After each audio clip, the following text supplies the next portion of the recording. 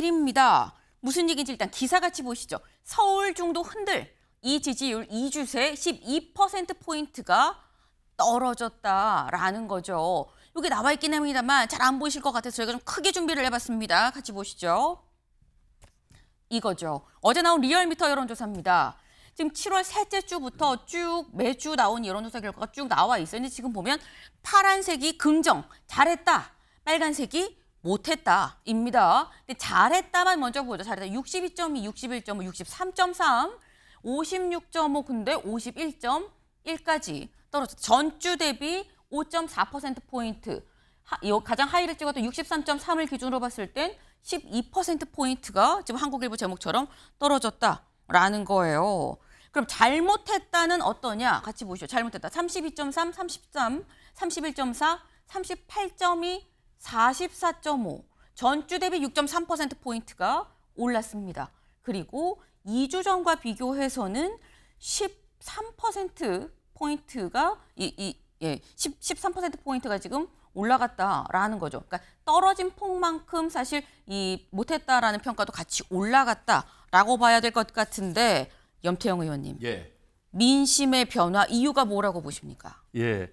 지난 2주간 사이에 논란의 중심에 섰던 이슈들이 몇 가지가 우리한테 아주 불리했을 거라고 봅니다. 네. 8.15 특별 사면이 그랬고요. 그리고 주식 양도소득세 논란이 좀 있었죠. 그리고 이춘석 의원 건도 있었고요. 거기다가 이제 정청래 대표의 그 강경 발언 이런 것도 아마 중도층의 민심에 영향을 미쳤을 것으로 봅니다. 또 한편으로는 그 조국 전 대표께서 나오시니까 조국 혁신당의 당원들은 대통령은 이재명 대통령을 지지하지만 당으로서는 또 조국 혁신당으로 뭉쳐졌을 수도 있고요. 그리고 또 한편으로는 그 지금 국민의힘이 전당대회 중이니까 중도 보수층의 사람들은 또 국민의힘으로 더 갔을 수도 있고 그러니까 이것은 좀 더 추이를 지켜볼 필요는 있다는 생각입니다. 네, 굉장히 다양한 가능성을 지금 제시를 하셨어요. 이런 것도 있고 저런 것도 있고 그중에 뭐 조국 전 대표 사연도 있고 국민의힘 야당의 영향도 있고 여기저기 좀 다 두루두루 좀 영향이 있지 않겠습니까? 라고 말씀하셨는데 최수진 의원님은 이유가 뭐라고 보십니까? 말씀하신 것대로 너무 사유가 떨어져야 될 이유가 너무 많죠, 솔직히. 그런데 지금 보면 너무 의외인 거는 보통 취임 3개월, 허니문데이가 보통 100일 있거든요. 보통 대통령 대부분. 근데 지금 너무 빨리 떨어졌어요, 생각보다. 그런 저는 제일 중요한 거는 이게 국민을 보고 하는 정부가 아니라 강성 지지층을 위한 정부였다라고 한마디 말씀을 드릴 수가 있습니다. 그러니까 아까 말씀하신 대로 자기 편 다 사면해주고 공정하지 않은 그런 것들에 대해서 특히 수도권, 청소년 이런 식으로 좀 공정하지 않은 것들에 대한 불만이 제일 많다고 생각을 하고요. 전반적으로 더 중요한 건 이제 추락하는 데는 날개가 없다. 이거에 대해서 아주 심각성을 저는 받아들여야 된다고 생각합니다. 네, 그러니까 지금 말씀은 사유가 뭐 너무 많은 거 아니겠느냐. 내가 볼 땐 그렇다라고 말씀을 하셨어요. 그러면서 결국 내 편. 강성 지지층만 바라보고 정치를 했기 때문에 지금 이런 이 지지율 낙폭이 좀 큰 결과가 나온 거 아니겠느냐라고 말씀을 하셨는데 지금 어제 강유정 대변인은 이런 질문에 대해서 이렇게 얘기를 했죠. 국민의 목소리 어떤 방식으로 전해오든 귀 기울여 듣고 있다. 시장에서 직접 듣는 목소리, 편지, 온라인, 여론조사 다 경청해서 듣고 있다. 여론조사도 다 경청해서 듣고 있어요. 우리도 예의주시하고 있습니다. 라고 얘기를 한 겁니다. 그런데 이번 여론조사가 사실 그냥 예의주시만 하고 끝날 건 아닌 것 같다 싶은 이유가 아까 한국일보 제목이 서울 중도가 흔들흔들하다라고 나왔죠. 수도권 얘기를 좀 같이 볼까요? 수도권 지지율만 좀 따로 떼서 좀 보겠습니다. 지금 보면 인천, 경기, 서울이에요. 먼저 인천, 경기는 전주 대비 11%포인트가 떨어졌고요. 서울은 전주 대비 6.2%포인트가 떨어졌습니다. 상당히 좀 많이 떨어졌다. 특히 인천, 경기 부분은 굉장히 많이 떨어졌다라는 거예요. 근데 염 의원님, 예. 사실 수도권은 이번 총선에서 온통 민주당 거의 새파란 곳인 건데 근데 여기에서 민심 위반이 10%포인트가 넘게 떨어졌다는 거 이거는 아까 뭐 중대하게 생각을 해야 된다라고 말씀을 하셨는데 민주당 의원들 사이에서도 아, 이거 좀 괜찮은 거야라는 얘기가 나오지 않을까 싶기도 하거든요. 8.15 특별 사면을 할 때 네. 조국의 사면에 대해서 조국 전 대표의 사면에 대해서 많은 논란이 있었기 때문에 어느 정도 그 여론조사 추이가 좀 우리에게 불리해질 수 있다는 생각은 충분히 했고요. 그럼에도 불구하고 그 조국 대표에 대해서 그동안 정치 검찰에 대한 과도한 수사 때문에 피해를 본 것이 너무 크고 그것은 어느 정도 신원을 회복시켜줄 필요가 있었고 특히나 언제 해더라도 한 것은 가급적이면 지지율에 대해서 우리가 크게 그 유념하지 말고 정권 초기에 벌써 이 매는 맞고 가는 것도 좋겠다는 생각도 했고요. 네. 그리고 또 하나는 우리로서는 그 서울, 경기, 인천 수도권 특히 중도층의 마음에 있어서 최근 들어서 더 큰 영향을 미친 것 중에는 이를테면 젊은이 같은 경우는 주식 양도 소득세 같은 문제도 네. 오히려 더 또 영향을 미칠 수 있고 이춘석 의원의 그 차명 거래 이런 것도 민주당이라든지 이재명 정부에 대한 국정 수행 평가에서 부정적인 영향이 됐을 거라고 봅니다. 이렇게 몇 가지 악재들의 그 쌓인 누죠. 것들이 한번 나온 것이기 때문에 정권 초에 이런 그 매를 한번 맞고 가는 것도 그 우리로서는 거치어야 될 일이 아닌가 하는 생각을 했고요. 그렇지만 이것은 결코 가벼워 보이지 않습니다. 그래서 민심에 부합하는 정치, 민심에 부합하는 앞으로의 경제 실용주의 이런 것에 대해서 늘 그 염두에 두고 있다는 말씀도 드립니다. 결코 이번 사안을 가볍게 보는 건 아니지만 하지만 조국 전 대표의 사안은 여론이 좀 안 좋을 거란 예상을 하고 알고 맞은 매인 거고 그리고 그거 말고도 뭐 지금 주식 양도세, 이춘석 이 의원에 대한 뭐 이 주식 차명거래 의혹 등등이 또 같이 좀 누적이 되다 보니까 한 번쯤은 좀 맞고 갈 만한 사안이었던 거 아니겠느냐라고 지금 말씀을 하셨어요. 네. 근데 제가 질문 민주당의 위기감이 좀 있을까요? 라는 취지의 질문을 드렸었는데 근데 사실 여기에 대해서 조국 전 대표 사유만은 아니다. 여러 가지가 있다라고 말씀을 하셨죠. 사실 근데 여기에 대해서 정작 말씀하신 것 중에 하나인 조국 전 대표는 지지율 하락의 이유가 이거인 것 같다라고 얘기를 합니다. 직접 들어보시죠. 이번에 지지율 떨어진 게 관련해서 뭐 저의 사면도 영향이 있었겠죠. 한 n분의 1 정도의 영향이라고 저는 보입니다. 그 외에 여러 가지 다른 사건이 있지 않았습니까? 물론 일부 언론이나 정치인들, 특히 국힘 쪽 정치인들은 그걸 n분의 1이 아니라 뭐 조국 사면 때문에 모든 지지율이 떨어졌다고 보던데 그건 제가 아무리 여론조사 원자료를 봐도 그건 아닌 것 같더라고요. 물론 저는 제가 일정한 기여를 했다면 그 점에 대해서는 제가 충분히 받아들이고 제가 앞으로 저희 활동을 통해서 입증을 하도록 하겠습니다. 말이 뭐 중요하겠습니까?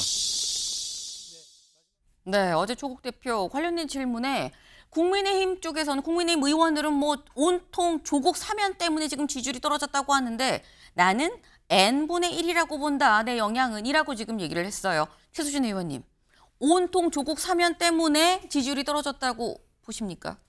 저는 이거를 팩트로 한번 말씀을 드리면요. 문재인 정부 때 처음에 임명을 해서 나중에 한 100일 정도 걸렸어요. 그동안 실제적으로 10% 떨어졌습니다. 이건 팩트입니다. 왜 그때 그 10%가 떨어졌던 이유가 그 입시비리하고 그 당시에 사모펀드 이런 식으로 해서 우리 중도층이나 수도권의 민심을 충분히 흔들 만한 사건이었고요. 더 중요한 건 그게 시발점이 돼서 문재인 정권은 계속 떨어졌다는 거죠. 근데 이렇게 그러니까 저 같아도 화가 나는 게 뭐냐면 이 떨어진 거에 대해서 사과를 해야죠. 어떻게 저렇게 얘기를 하냐고요. 윤미향도 똑같아요. 욕하는 것들이 불쌍하다. 어떤 이런 표현을 씁니까? 앞으로 계속 떨어질 겁니다. 저런 태도면.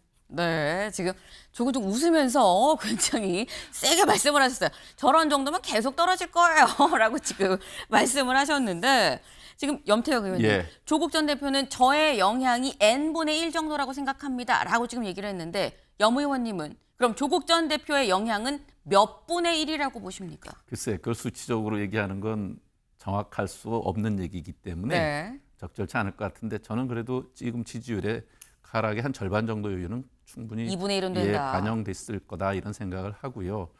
문제는 이제 조국 대표가 이번에 이제 발언을 통해서 정치적으로 재기를 하려고 하는데 이 속도 조절은 좀 필요하지 않나 하는 생각도 들고요. 국민의 마음, 특히 젊은이들의 공정에 대한 마음 또 2030에게 얼마든지 더 다가가려고 했던 진정성 이런 것들을 보여줄 필요도 있다고 생각을 하고요. 아마 이것은 우리 이제 국힘에서는 민주당이 더욱 추락하기를 기대하는 것 같은데 절대 이재명 대통령이 성공한다는 건 우리 국가의 명운이 달린 일이니까 반드시 성공할 수 있도록 같이 협력해 주는 게 좋고요. 그리고 지금은 국힘이 내란의 강을 건너는 것을 통해서 바로 국가가 바로 갈 수 있도록 야당의 모습도 제대로 갖춰주는 것이 우리 국민을 살리고 또 국가를 살리는 길이다 이런 생각 갖고 협조를 하고 냉소적으로 바라보지 않았으면 좋겠어요. 네. 두 분이 오늘 조근조근 웃으면서 말씀을 하시긴 하는데 웃으면서 더 떨어질 거예요. 그러시고 여보 의원님도 웃으면서 하지만 국힘이나 내란의 강부터 좀 건너고 얘기를 하세요. 라는 취지로 또 말씀을 지금 하셨습니다. 네. 지금 일단 내가 볼 때는 그래도 한 N분의 1이라고 하면 2분의 1 절반 정도는 조국 전 대표의 사면 때문에 여론이 상당히 좀 악화된 거 아니겠느냐라고 말씀을 하셨어요. 사실 N분의 1 중에 N이 2라고 하면은 가장 많이 지금 들어간 거죠. 1분의 1은 전 온통 100%이기 때문에 상당히 좀 이 큰 퍼센트를 좀 차지한다라고 말씀을 지금 하신 건데 아까 말씀 중에 아니 이게 뭡니까? 지금 이 사과를 해도 부족할 판에라고 최 의원님 말씀하셨는데 근데 기자들이 일각에서 사과 요구가 있는데 할 생각 있냐라는 취지로 좀 질문을 했었습니다. 여기에 대해서 조 전 대표 이렇게 얘기했거든요. 들어보시죠. 제가 국민들에게 저희 비판하신 분까지 포함해서 국민들의 제 의견을 다시 얘기하고 이 정치적 선택을 받아야 되는 거죠. 이제 법적으로는 크게 마무리된 거 아닙니까? 이제 정치적 선택을 한 번 더 받고 싶습니다. 제가 해야 될 과제가 무엇인지를 밝히고 그걸 해결해 나가는 과정 속에서 2030 세대가 저의 뜻이 무엇인지 알아주시길 바라고요. 제가 몇 번의 사과를 한다고 2030이 마음을 열겠습니까? 그러지 않을 거라 봅니다. 2030께서도 지난 총선 시기에 한 20몇 프로가 저희 당을 지지해 주셨는데 또 저를 싫어하는 분도 계시겠죠. 왜 싫어하는지 분석을 하고 또 제가 해야 될 역할이 뭔지를 해 나가다 보면 어느 순간 또 달라지지 않을까 생각하고 있습니다. 급하게 서두르지 않을 것입니다. 네, 이제 같이 보겠습니다. 조국 대표, 내가 사과 몇 번 한다고 2030 마음 열겠습니까? 그렇기 때문에 날 비판한 부분을 포함해서 내 의견을 다 얘기를 하고 정치적인 선택을 좀 받겠습니다. 라고 얘기를 했습니다. 이 얘기는 염 의원님, 그럼 사과가 아니라 일단 선거로 인정을 좀 받겠다라는 얘기예요. 내년 지방선거든 재보궐이든 일단 내가 당선이 되면 그럼 이건 국민이 조국 전 대표의 과거의 어떤 잘못이나 유죄로 판명된 이런 부분들을 덮어준다고 볼 수 있는 겁니까? 사실은 좀 전에 조국 대표도 말씀하셨지만 네. 몇 번 사과한다고 2030의 마음을 열 수 있겠냐 이런 말씀을 하셨죠. 그러니까 실제적으로 제스처 몇 번으로 해결될 수 있는 것은 아니라고 생각을 하는데 분명한 것은 내가 그렇게 해서 마음을 상하게 한 것 이상으로 지금 계엄과 탄핵 과정에서 보여준 국힘의 모습이 정말 국정의 파트너로서 갈 수 없기 때문에 내가 정치적 제기를 통해서라도 그 부분을 축소시키는 것이 내 역할이다 이렇게 설정하신 거 아니겠나 싶고요. 아마 그것을 통해서 더 중요한 의제에 대해서 보다 분명한 길을 가겠다 하는 의지의 표현이라고 생각을 합니다. 최 의원님, 지금 말씀은 이거예요. 조국 전 대표 생각에는 과거에 내 허물이나 잘못이 있지만 이것보다도 지금 현재 이 계엄, 내란, 국민의힘이 잘못하고 있는 부분이 더 크기 때문에 우선순위로 그거를 바로잡고자 지금 나올 수밖에 없다는 판단 아니겠느냐라고 말씀하셨거든요. 자기의 허물을 남의 핑계로 덮는 격이라고 저는 생각을 합니다. 이건 다른 문제입니다. 국민들과 이슈고 이거는 정치의 이슈입니다. 그걸 자꾸 연관져서 이렇게 덮는 건 말이 안 되고요. 본인이 지방선거 나가고 국회의원 보궐선거 하려고 한 거 아닙니까, 실제로. 그러면 떳떳하게 나는 선거로 해서 실제로 좋은 법안과 정책을 하겠다라고 얘기를 해야지 여기서 갑자기 국민의힘을 또 끌어들인다. 정청래가 우리 같이 정당대 정청래 의원도 똑같잖아요. 했을 네. 때 갑자기 막 내부에서 안 되니까 강성 지지층 끌어들이려고 저희 거 끌어오고 그때 저도 엄청 논평 세게 냈거든요. 정정당당하게 싸워라. 니네끼리 우리 끌어들이지 말고 그 얘기 했습니다. 분명히. 절대 이러면 안 됩니다. 그리고 지금 자기가 조국이 정치적인 발판을 만들기 위해서 가는 거고 네. 이 건에 대해서는 국민이 정확하게 판단하실 겁니다. 네. 조국 전 대표의 허물은 허물이고 국민의힘의 문제는 국민의힘의 문제인 건데 이거를 왜 자꾸 연동을 시켜서 본인의 전략적인 차원으로 이용을 하는 거냐라는 취지의 좀 그런 말씀이에요. 네. 그래서 일단 조국 전 대표의 생각은 좀 확실해 보이는 게 내가 다음 뭐 지방선거가 됐든지 아니면 재보궐이 됐든지 뭐가 됐든지 내년 6월에 선거에 나가서 판단을 받고 그걸로 뭔가 정당성을 명확하게 좀 세우겠다라는 생각인 걸로 보입니다. 그런 이 얘기인즉슨 지금 과거에 내가 했었던 일 사면으로 어느 정도 좀 가감이 된 거 아니겠느냐라는 생각 아니겠냐라는 생각이 드는데 근데 오늘 이런 보도가 나왔어요. 다음 기사 볼까요? 서울신문. 조국과 함께 사면된 최강욱 민주당 교육연수원장 됐다. 이걸 보면 근데 염 의원님 예.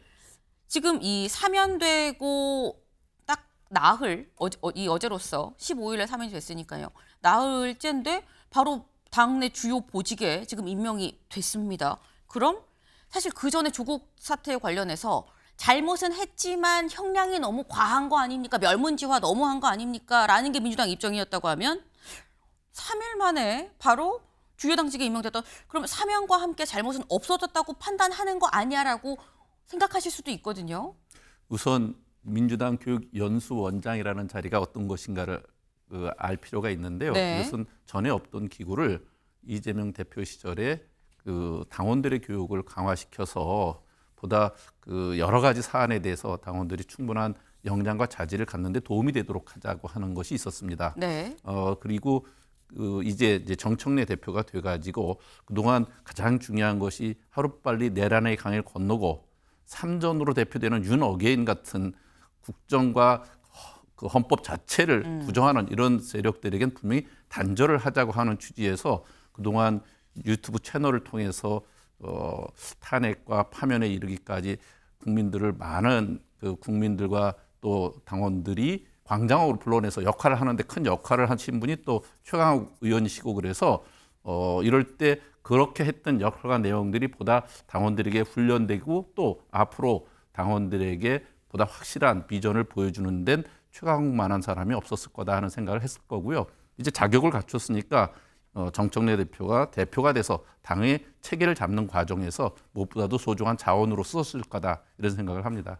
지금 말씀을 들어보면 염 의원님 아까 말씀이랑 사실 제가 일맥상통하는 부분이 어쨌거나 이 본인이 과거 잘못했던 게 있지만 사면이 되면서 법적으로 요건은 갖춰졌고 그런 가운데 내란 계엄 국민의힘이 너무 심각한 상황이니 그러니 주요 보직에 앉힐 수 임명을 한 거 아니겠 가장 잘할 사람이라 임명한 거 아니겠느냐라는 건데 아까 조국 전 대표에 대해서는 좀 속도 조절을 좀 하면 좋겠다라는 말씀을 하시기도 하셨었거든요. 예, 이제 지금 우리 최강욱 전 의원은 네. 연수원장은 이제 내부의 당원들에 대한 훈련과 자질 향상 또 새로운 비전을 당에서 주는 것이 되니까 예, 그거 갖고 그거 좀 다른데 어쨌든 조국 전 대표도 정치니까 정치를 당연히 하시죠. 그런데 그 과정 중에서 우리 국민들의 마음을 헤아리면서 가도 좋지 않겠냐는 뜻이었습니다. 네, 최 의원님. 이래서 조국 때문에 더 떨어지는 겁니다. 조국과 엮인 사람을 암만 자질이 있어도 그렇죠. 너무 급하지 않아요? 그렇게 사람이 없어요, 민주당에? 저는 아니라고 생각합니다. 그리고 자기가 너무 억울했고 실제로 죄 지은 것 때문에 미비하다 이런 얘기는 절대 하면 안 되는 게 지금 도덕심의 기준이 완전 바뀌었어요. 예전 같으면 큰일 날 일이에요. 사실 그거에 대해서 허위 인턴 자료를 써준 거 아닙니까? 있을 수도 없는 일이에요. 우리나라 도덕심이 언제부터 이렇게 떨어졌냐고요. 지금 사법 리스크가 큰 대통령부터 총리 이렇게 되다 보니 이 정도는 죄도 아닌가? 이런 생각이 국민들은 들 겁니다.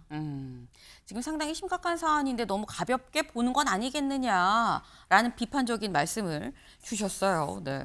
근데 관련해서 사실 한동훈 전 대표가 SNS에 이런 글을 올렸습니다. 같이 볼까요? 조국 씨는 사면이 아니라 사실상 탈옥을 한 거다. 무죄라면 재심 청구, 해야 되는 거 아닙니까? 라고 했습니다. 왜 재심 청구 안 하는 겁니까? 라고 지금 얘기를 한 건데 여기에 대해서 이 재심 문제에 대해서 조국 전 대표 이렇게 얘기했습니다. 들어보고 오시죠. 우리나라 법상 재심 청구를 받아들인 요건이 매우 까다롭습니다. 재심을 받아들이는 경우가 매우 드물죠. 그러려면 확실한 증거와 증언이 나와야 되는데 그 문제의 동양대 표창장 관련해서 계속 단독을 내시던데 그거 제가 분석은 잘 못 해봤습니다. 그 보도만 봤는데 그런 거라거나 예를 들어서 뭐 표창장 관련 관계자들이 증언을 한다거나 이런 경우는 재심이 될 것입니다. 근데 그 전까지는 청구를 하는 게 목표가 아니다라는 점 말씀드리고 그리고 재심 청구에 제가 전력을 기울일 수는 없다고 생각합니다. 제가 해야 될 일은 재심을 청구하는 게 일이 아니라 과제를 실현하는 게 저의 일이지 증거나 증인이 나오면 그때 제가 뭐 새로운 변호인을 통해서 일을 맡기겠죠. 근데 지금 시점은 그건 아닌 것 같다고 보입니다. 네. 조국 전 대표 지금 얘기를 하는 걸 보면 재심의 요건이 굉장히 까다로워서 지금의 갖고 있는 이 상황으로서는 받아들여지지 않을 수 있기 때문에 새로운 추가적인 받아들여질 만한 증거가 나오면 그럼 그때는 판단이 좀 달라질 수 있다. 그때는 재심 청구할 수도 있다라고 지금 얘기를 했습니다. 근데 원래 조국 전 대표 헌법학자였죠. 그래서 걔는 법에 따라서 법을 굉장히 강조했었는데 이번에 재심 청구는 일단 보류인 그런 상태였는데 이걸 보면 연무 의원님 지금 조국 전 대표는 이번 수감 생활을 통해서 학자에서 정치인으로 완전히 선거를 통해서 인정받겠다. 모두 전환이 거의 100% 확실하게 됐다라고 볼 수 있는 건데 그렇다고 하면 민주당 입장에서 굉장히 위협적인 상대가 될 수도 있겠다라는 생각이 듭니다. 위협적일 수도 있겠지만 보완적이 될 수도 있다고 생각을 네. 하고요. 민주당이 가는 길과 조국 혁신당이 가는 길의 차이가 좀 있으니까 각자의 영역에서 법 여건을 튼튼하게 확장하는 데 도움이 될 수도 있죠. 저는 이제 그 재심 청구라는 것은 정치인에게 자기 이슈를 좀 더 계속 확산시키는 효과가 있으니까 그런 그 현명하지 않은 선택은 안 할 수 있다고 하는 것은 이제 조국 전 대표의 그 정치적 선택이라고 생각해요. 근데 그거보다도 좀 전에 얘기했던 것 중에 저는 사면 복권이 바로 무슨 그 무죄라거나 그 전에 지은 것이 다 그 네. 없어진 것처럼 이해된다고 하는 것에 대해서 가장 백미는 김태우 전 국힘의 강서구청장입니다. 네. 그 일로 그 직을 잃은 사람을 사면 복권시켜서 바로 그 자리에 보궐선거에 다시 내보낼 정도로 무감각했던 것이 윤석열 정부입니다. 지금도 그 조국 대표나 최강 그 원장이 뭔가를 그 이전에 했던 것에 대해서 그 면제를 주자는 그런 취지가 아니고요.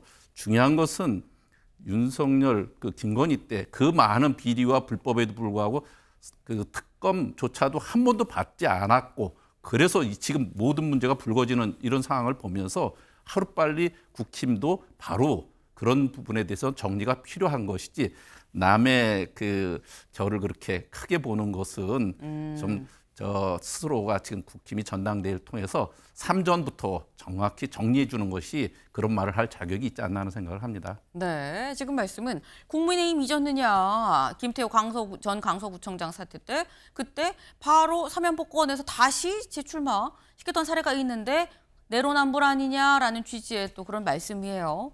자, 그리고 또 최수진 의원님께 좀 여쭤보기에는 또 같은 최고위원 후보라서 물어보기가 참 애매한 면이 없잖아 있습니다. 그래서 요건 이제 염 의원님 말씀을 살짝 듣고 넘어가는 요렇게 좀 정리를 하죠. 근데 일단 조국 전 대표 입장에서는 지금 이 상당히 뭔가 각오를 확실하게 한 그런 상황입니다. 내년 6월에 내가 제대로 좀 인정을 받겠다라는 거죠. 그리고 그때의 좀 명확한 목적은 다음 기사를 좀 볼까요? 기사, 네. 국회의원을 TK 소수 정당을 만들어서 심판을 하겠다. 내년 6월 선거 출마. 국민의힘을 소수 정당을 만들겠다라고 지금 얘기를 하고 있습니다. 네. 요 얘기 잠깐 직접 들어보고 오실까요? 내란을 거치고 또 윤석열 파면을 거치고 난 뒤도 지금 그 국민의힘이 보여주고 있는 모습은 정상 집단이 아니라고 봅니다. 전 정치인으로서 향후 내년 그 지방선거 총선을 통해서 국민의힘을 지금보다 반 이상 줄여야 된다. 저는 뭐 마음 같아서는 0이 돼야 된다 생각합니다. 현재 국민의힘의 의석수, 세력수를 반 이상 줄여야 된다. 그게 저희 목표입니다. 국민의힘의 세력을 반으로 뚝 떨어뜨리는 게 내 목표다라고 지금 얘기를 했습니다. 여기 같이 보시죠.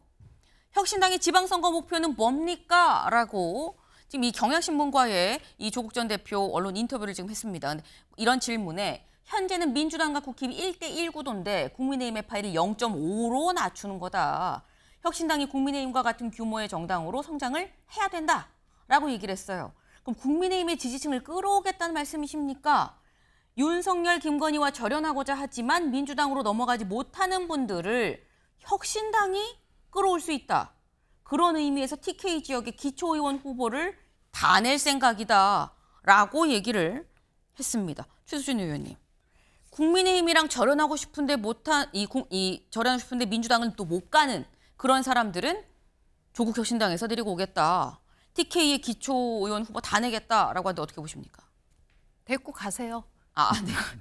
실제로 그게 몇 명이나 될지 모르겠습니다. 제가 네. 내부에 있는 사람으로서 네, 데리고 가실 수 있으면 다 끌고 가시고요. 바라는 바고요. 그다음에 이렇게 소수 정당으로 어떻게 만들 수 있을까? 그거에 대한 것에 대해서 좀 많은 퀘스천을 가지고요. 아직도 감옥에서 나오신 지 얼마 안 되신 분이 할 수 있는 얘기인가? 그리고 실제 저거에 대한 근거도 없고요. 저럴 사람도 없고요. 그 본인의 희망에 대해서 제가 뭐 더 이상 코멘트를 달 건 없을 것 같습니다. 네. 할 말은 많지만 하지 않겠다라는 말로 한마디로 좀 정리가 될 것 같아요.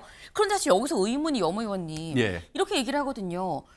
국민의힘에 실망을 했는데 민주당으로 못 가는 사람을 혁신당으로 우리가 끌어들이겠다라고 하는데 지금 사실 통상 우리가 생각을 할 때 민주당보다 좀 더 강성이 조국 혁신당이라고 생각을 하는데 민주당에 못 가는 사람을 혁신당으로 끌어들이겠다라는 구상은 어떻게 보세요? 예.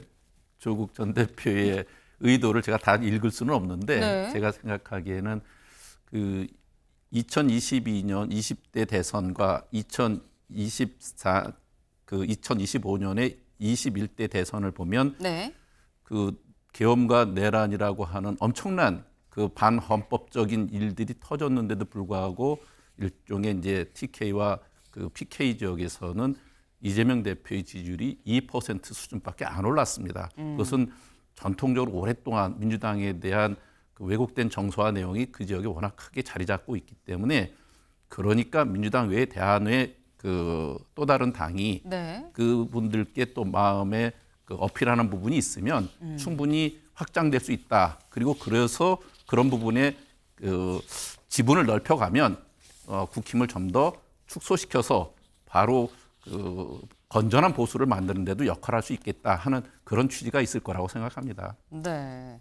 그러니까 지금 이 민주당과 국민의힘 말고 뭔가 새로운 정당, 제3당의 느낌으로 조국 혁신당이 TK에서 좀 노리는 거 아니겠느냐라는 건데 지금 일단 이 조국 전 대표의 얘기가 그렇죠. 우리가 세를 키우고 국민의힘의 세를 낮춰서 국민의힘과 조국 혁신당이 비등비등한 세로 만드는 게 목표다라고 지금 얘기를 했어요. 정당 지지율도 어제 사실 같이 이 여론조사가 나왔거든요. 그거 좀 같이 볼까요?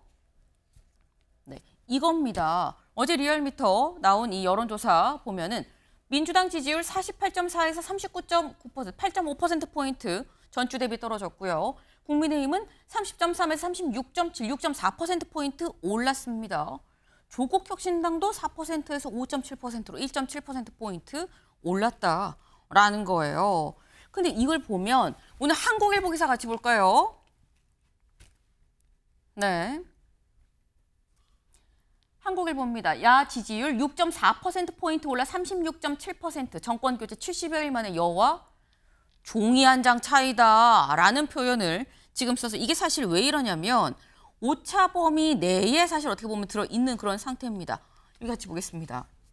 39.9와 36.7이라는 거죠. 그러다 보니까 종이 한 장 차이 아니냐라는 건데 염 의원님. 예. 어제 이 여론조사 관련해서 민주당 의원님들 사이에서 굉장히 많은 얘기들이 오갔을 것 같아요. 예.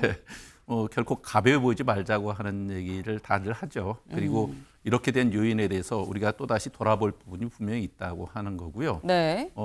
그리고 아까도 말씀드렸지만 이렇게 지지율이 격차가 좁혀지는 것은 몇 가지 요인이 있는데 그중에 하나는 그 조국혁신당의 조국 대표가 빠졌다가 다시 재등장하니까 조국혁신당 지지층이 결집하는 효과도 있어서 민주당이 좀 빠졌을 거고요. 네. 그리고 또 그 국힘이 전당대회 효과가 좀 분명히 있을 거라고 생각합니다. 어쨌든 지금으로서는 국힘의 그 중도 보수적인 사람들이 네. 더 집결했고 그리고 민주당의 전통적 지지층과 중도 지지층들의 최근에 영향을 받은 것들이 빠진 것들이 있으니까 지금 우리가 되돌아보고 그런 부분에 추스려서 가야 될 민심도 어떻게 반영할 것인가도 우리도 지금 깊이 생각하는 그런 수준이라고 할 수 있습니다. 네. 지금 이걸 지금 가볍게 볼 게 아니다라고 우리끼리도 좀 얘기했다라고 지금 말씀을 하셨는데 사실 전체 정당 지지율보다 어제 한 민주당 의원님은 이게 진짜 뼈 아프더라라고 얘기를 하더라고요. 호남에서의 지지율 같이 볼까요? 민주당 지지율. 네. 지금 민주당 정당 지지도 리얼미터입니다. 광주와 전라 지역이에요. 7월 이 마지막 주 다섯째 주는 79%. 그런데 한 주 뒤에 65점이 그런데 어제 나온 게 49.1%입니다. 영 의원님. 예. 호남에서의 30% 하락이라고 볼 수 있는 거거든요. 이 주차라고 보면은 이건 좀 굉장히 좀 큽니다. 예. 호남은 민주당에 대해서 늘 지지해 주시지만 네. 그것은 무조건적인 지지가 아니라 늘 전략적 선택을 하시는 것이 있습니다. 지금 이제 조국혁신당의 조국 전 대표가 등장하면서 또 다른 기대를 갖게 하는 것도 있고요. 네. 또 하나는 지금 이제 민주당을 지지했지만 민주당이 우리에게 뭘 해줬는가 하는 것이 최근 들어서 전체적으로 그림이 아직 이재명 정부에서 안 나타났습니다. 지금 이제 국정기획에서 나온 많은 그림 중에 앞으로 발표될 내용들이 아직은 발표되지 않은 가운데 네. 호남의 민심은 보다 이재명 정부가 우리에게 더 확실하게 모습을 내달라 하는 그런 사인이라고 좀 봅니다. 네. 뭔가 확실하게 우리한테 명확한 메시지를 달라라는 그런 얘기 아니겠느냐라고 지금 말씀을 하셨어요. 아까 다시 저희 전체 정당 지지율 좀 다시 한번 볼까요? 지금 제가 민주당이 떨어졌어요. 호남도 많이 떨어졌어요라고 했는데 지금 국민의힘은 30.3에서 36.7%로 6.4%포인트가 올랐거든요. 이거는 제가 최 의원님한테 좀 직설적으로 이렇게 여쭤보겠습니다. 국민의힘이 잘해서 올랐다고 생각하십니까? 그건 아니라고 생각하고요. 네. 근데 지금 보면 아까 조국혁신당하고 민주당 합치면 될 것 같아요. 갑자기 그 생각이 드는데 우리 거 뺏지 말고 합쳐서 그냥 거대 여당 하시면 될 것 같고요. 그게 더 조국 대표 입장에선 더 설 수 있는 길이 아닌가 이 생각이 좀 들었고 네. 저게 왜 제가 떨어졌나 생각을 하면 아까 이재명 정부의 문제도 분명히 있는데 정청래 위원장의 그 협치 안 하는 거 그거는 아주 심각한 문제라고 생각을 합니다. 그리고 최근에 방송 3법 지금 통과 중에 있잖아요. 그다음에 노랑봉투법, 상법, 관세 이런 것들에 대한 총체적인 문제고 지금 그것들을 국회에서 본회의에서 다 통과를 시키고 있어요. 네. 협치 없이. 그런 것들이 결국은 국민의 삶과 기업이나 경제에 아주 위축될 거라고 저는 생각을 합니다. 그리고 그런 것들에 대해서 기업들이 얼마나 지금 부탁하고 매달리고 있습니까? 그래도 쳐다보지 않습니다, 지금. 정청래 그 대표는 아주 강력하게 밀고 나가고 있습니다. 물론 다 정부랑 이재명 정부랑 얘기가 된 거지만요. 그런 것들이 앞으로 계속되게 안 좋을 거라고 생각하고 또 최근에 저희 당사 압수수색 들어온 거 있잖아요. 네.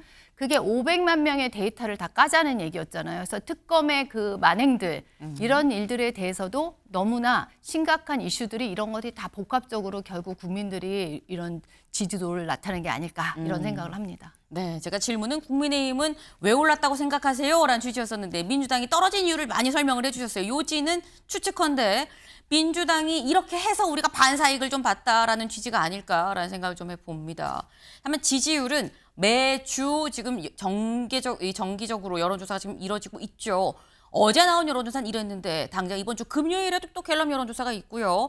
어떻게 민심이 바뀌는지를 좀 잘 여야 할 것 없이 좀 주목을 할 필요가 있지 않나라는 생각을 좀 해봅니다. 다음 키워드로 넘어가 봅니다.